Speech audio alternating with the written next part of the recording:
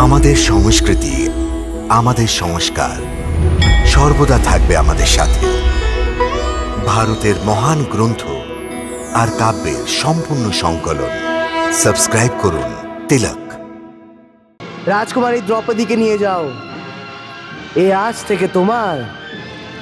আমি দেখব যে কে তোমার পেছনে যায়। এই জন্যে আমার আপনাকে প্রণাম। আজ জীবন ভর আপনার আভারী থাকবো কেশব, জীবন ভর। তোমার রক্ষা করতে থাকবো দেবী দ্রৌপদী। বচন দিচ্ছ দ্বারকাপতি, আজীবন পালন করবে?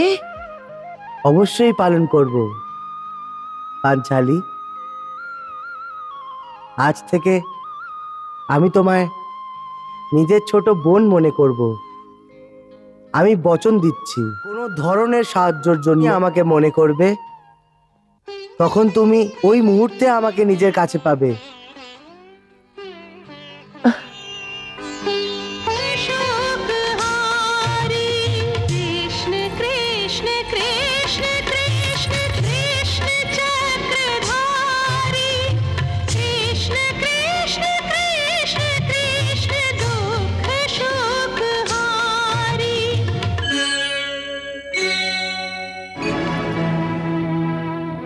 আমি দেখতে পাচ্ছি যে এখানে অনেক বড় বড় মহাবীর যোদ্ধারা এসেছে, কিন্তু কোনো ক্ষত্রিয় বীরের সাক্ষাৎ পেলাম না যে আমার পুত্রীর জন্য উপযুক্ত। ভাবছি আজ যদি আমার কল্পনা ধনুধার আমার সম্মুখে হতো, তাহলে আমি বলতাম যে ওঠো বীর যোদ্ধা, আর আমার চিন্তার সমাধান তুমি করে দাও। অধীর হবেন না মহারাজ, দেবের ইচ্ছার ওপর ভরসা রাখুন, সব কুশল হবে।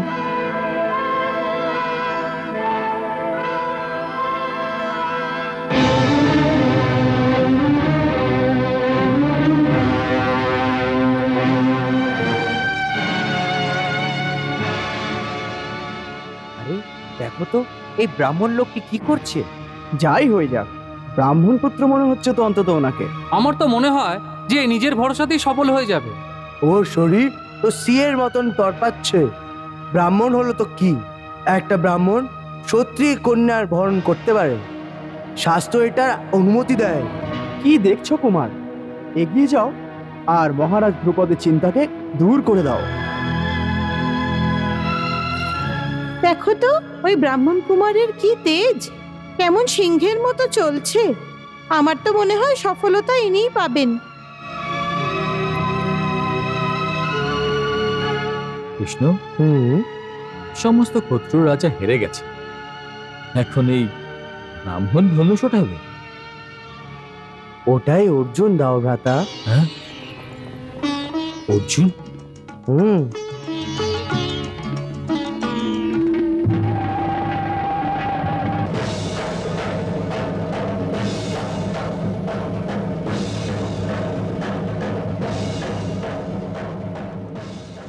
জয় হো, জয় হো, জয় হো, ব্রাহ্মণ কুমারের জয় হো, জয় হো, ব্রাহ্মণ কুমারের জয়, জয় হো, ব্রাহ্মণ কুমারের জয়, ব্রাহ্মণ কুমারের জয় হো, জয় হো, জয় হো, জয় হো, জয় হো, জয় হো, ব্রাহ্মণ কুমারের জয়, ব্রাহ্মণ কুমারের জয়, জয় হো, জয় হো, ব্রাহ্মণ কুমারের জয়, জয় হো, ব্রাহ্মণ কুমারের জয় হো।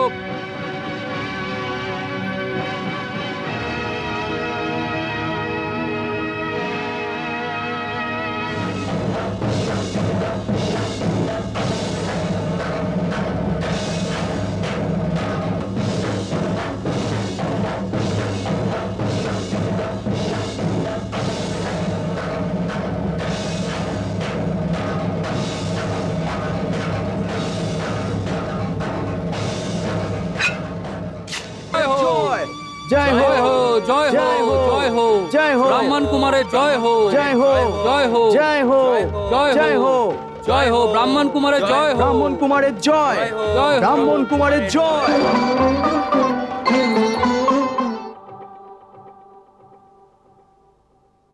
জয় হো, জয় হো, ব্রাহ্মণ কুমারের জয়, জয় হো, ব্রাহ্মণ কুমারের জয়, জয় হো, জয় হো। না, এটা আমাদের অপমান। এই ব্রাহ্মণ আমাদের তিরস্কার করেছে, এ আমাদের ঠকিয়েছে। মারো ওকে, মারো সবাই, মারো। নকুল, সহদেব, আগে এখন আমাদের এখানে থাকার প্রয়োজন নেই। চলো ভীম, তুমি অর্জুনের রক্ষার জন্য এখানে থাকবে। ঠিক আছে ভ্রাতা। চলো। যদি এই কন্যা কোন ক্ষত্রিয় পুরুষকে না বরণ করে তাহলে একেই জ্বালিয়ে দাও। হ্যাঁ হ্যাঁ হ্যাঁ, একেও জ্বালিয়ে দাও। আপনারা শান্ত হয়ে যান, শান্ত হয়ে যান। একজন ব্রাহ্মণকে মারা উচিত নয়। কি উচিত কি অনুচিত এগুলো আমরা ভালোভাবে জানি। প্রথমে আমরা তোকেই মারবো। মারো মারো মারো মারো মারো ওকে, মারো সবাই, মারো মারো। দাঁড়াও। সমস্ত রাজা এবং সম্রাট শুনুন, এই তেজস্বী কুমারের ধর্ম অনুযায়ী নিজের বীরতার পরিচয় দিয়ে এই পুরো ভরা সভায় দ্রৌপদীকে নিজের বাহুবলের মধ্যে জিতেছে। সেই জন্যে এর সাথে যুদ্ধ করা উচিত নাই। হ্যাঁ, এমন নয় যে আপনাদের অবসর দেওয়া হয়নি। হ্যাঁ, যখন কোনো ক্ষত্রিয় রাজা সফল হলো না, তখন এই ব্রাহ্মণ কুমার সফল হয়েছে। এখন আপনাদের কিসের অপমান বোধ? আর এমনিও ধর্ম স্বয়ম্বর সভায় যুদ্ধ করার অনুমতি দেয় না। ধর্ম পড়ো না, না হলে তা না হলে কি? না হলে কি করে নেবে তোমরা এই কুমারের? এখন কেউ যদি এক পাও আগে বাড়িয়েছে তাহলে ওকে আমাদের সাথে আগে যুদ্ধ করতে হবে। বুঝতে পেরেছো কিনা?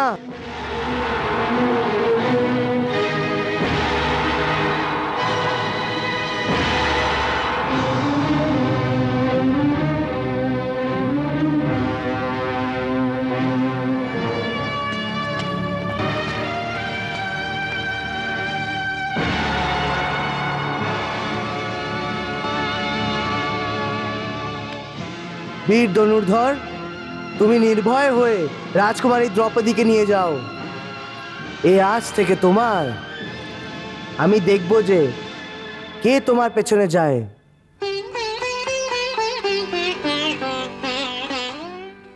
আজ আপনি আমার প্রাণের রক্ষা করেছেন, এই জন্যে আমার আপনাকে প্রণাম। আজ জীবনভর আপনার আভারী থাকবো কেশব, জীবনভর।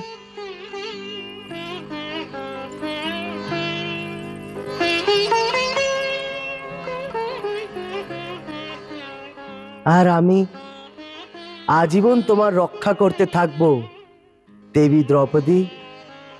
বচন দিচ্ছ দ্বারকাপতি, আজীবন পালন করবে?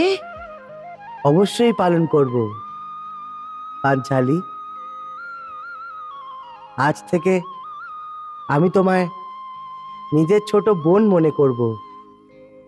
আমি বচন দিচ্ছি যে কোনো ধরনের সাহায্যের জন্যে যখনই আমাকে মনে করবে তখন তুমি ওই মুহূর্তে আমাকে নিজের কাছে পাবে।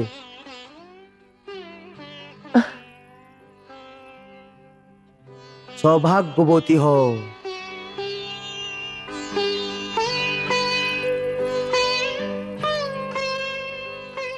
সখা কন্তে, আমি তো এখানে আসতেই চিনতে পেরে গেছিলাম।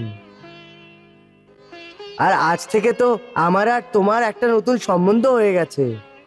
আগে তুমি আমার একটা ভাই ছিলে, কিন্তু আজ থেকে তুমি আমার জামাইবাবু হয়ে গেছো। এ তো আপনার উদারতা। পুরনো সম্পর্ক। তুমি আমার পুরাতন বন্ধু। এটার আগে যে উপদ্রব করুক, তোমরা এক্ষুনি এখান থেকে বেরিয়ে যাও। আর কুন্তি পিসিকে বলবে যে রাত্রিবেলা দেখা করতে আসবো। ব্যাস, যাও।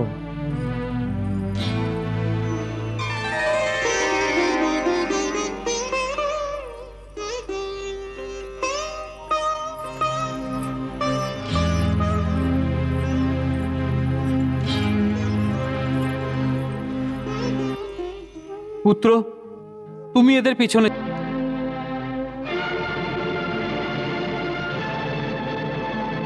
প্রভু, কত বিচিত্র ব্যাপার। ঠিক তেমনি কৌরব মায়া, মোহ এবং লোভের অধীন হয়ে গেছে। প্রভু, কলি দেবী, এই ধর্মের পথে যারা চলবে মার দর্শক হবে। দেবী, এখন শুধু এটাই দেখতে হবে যে দুর্যোধন এবং শকুনি অধর্মের কোন চূড়ান্ত সীমা পর্যন্ত যায়। ক্ষমা করবেন সম্রাট যুধিষ্ঠির মহাশয়, আপনি তো নিজের সবকিছু হেরে গেছেন, রাজও আর আপনার তাজও। এখন তো আপনি সম্রাটও না, আপনি নিজেকে আপনার ভাইদের মতো হেরে। হ্যাঁ মামা বাবু, এখন আমি নিঃস্ব হয়ে গেছি, আমার কাছে আর কিছুই নেই, কিছুই বেঁচে নেই। এখন বাজিতে আর কিছুই লাগাতে পারবো না। না না সম্রাট, এখনো আপনি দরিদ্র হননি, এখনো আপনার কাছে। কি ভাবছেন আপনি ভ্রাতাশ্রী? পত্নী রানী হয়ে থাকবে আর 5 জন স্বামী দাস হয়ে থাকবে? আপনি দ্রৌপদীকেও দাওতে লাগিয়ে দিন। যদি জিতে যান তাহলে রাজপাট দাস হয়ে গেছে, ঠিক ওইভাবে পত্নীও দাসী হয়ে যাবে।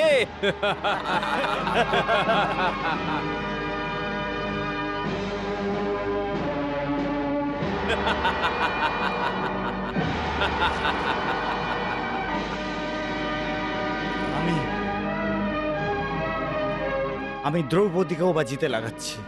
দ্রৌপদী, দ্রৌপদী, মামা বাবু। হে ভাগ্নে, অবশ্যই আসবে। মামা বাবু, মামা বাবু, বারো বারো মামা বাবু, বারো বারো বারো বারো, অবশ্যই আসবে, অবশ্যই আসবে। বারো মা বাবু, বারো বারো।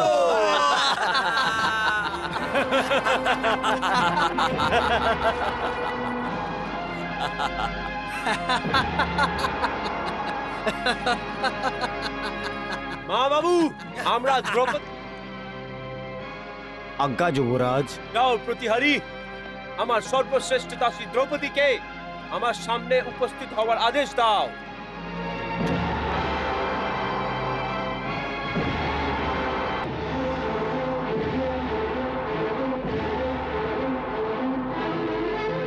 আর সেই জন্যই দূত হচ্ছিল নাকি যুদ্ধ? ওনার তো বুদ্ধি ভ্রষ্ট হয়ে গেছিল নিজেকে হেরে যাওয়ার পর, কিন্তু কিন্তু ওনার আমাকে বাঁচিতে তুমি আমার কক্ষতে আমার আজ্ঞা ছাড়া তোমার আসা উচিত ছিল না। তুমি নিজেকে মনে কি করো? তুমি শুধু একজন দাসী, শুধু দাসী। আর দাসীর কক্ষে তো আর তার মালিকের জন্য দিন অথবা রাত সব সময় খোলা থাকে।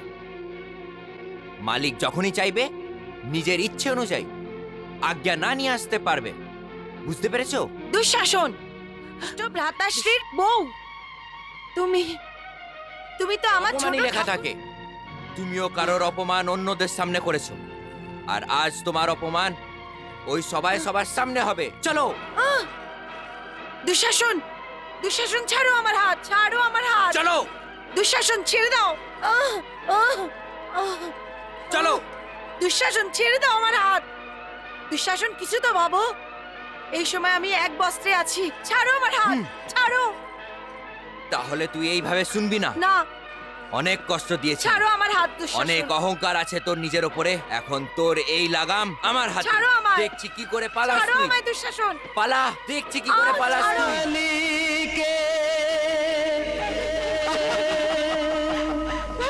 হয়ে যান ভীম ভ্রাতা, শান্ত হয়ে যান।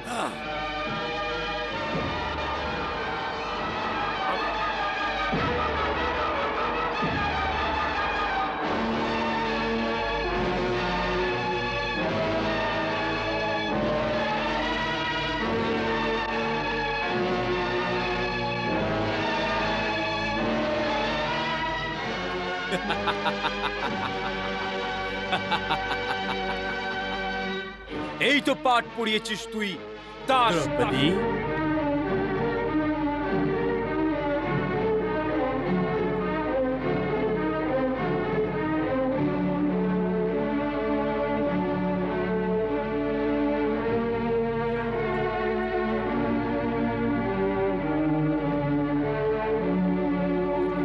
এই দ্রৌপদী,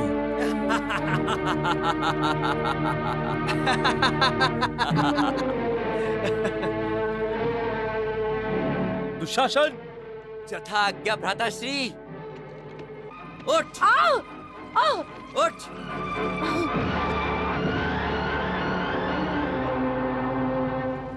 নিজের স্বামীর আজ্ঞার পালন করো। আস্তে বল, আস্তে।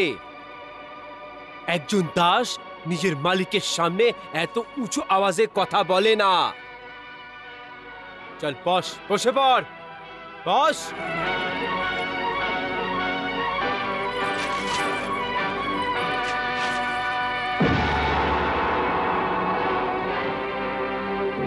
কার মান সম্মানের জন্য তুই এত ক্রোধিত হচ্ছিস? আর কোন মুখ দিয়ে তুই একে নিজের স্ত্রী বলছিস?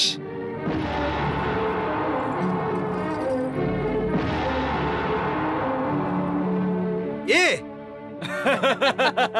আরে এ তো পাঁচ জনের স্বামীর স্ত্রী আছে।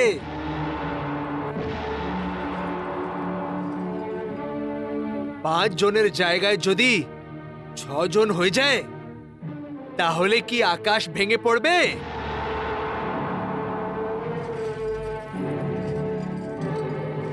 দেখো কিভাবে ও নিজের আঁচলে রক্ষা করছে, কি নাটক করছে। বাহ, যেন ও কোনো পতিব্রতা স্ত্রী আছে। মিথ্যে লজ্জার প্রদর্শন করছে, নির্লজ্জ কথাকার।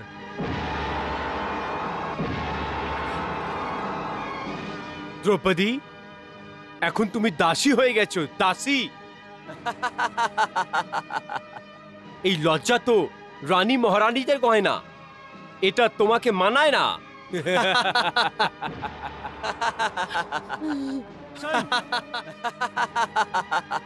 দ্রৌপদীকে নগ্ন করে দাও, নগ্ন করে দাও, নগ্ন।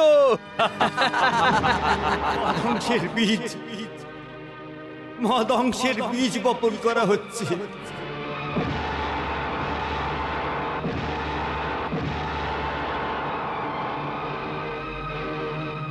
দুঃশাসন, তুমি কি ভাবছো? আজ্ঞার পালন করো।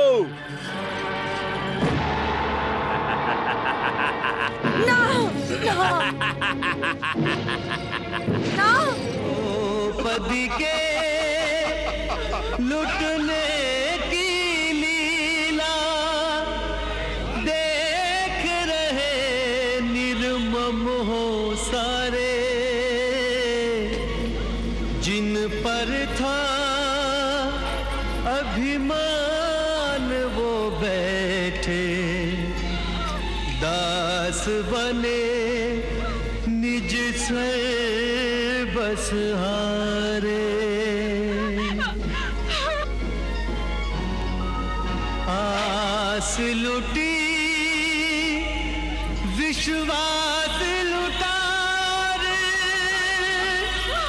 टूटे सब आधार सहारे। चारों ओर से हार गई तब अंत में आई प्रभु के द्वारे।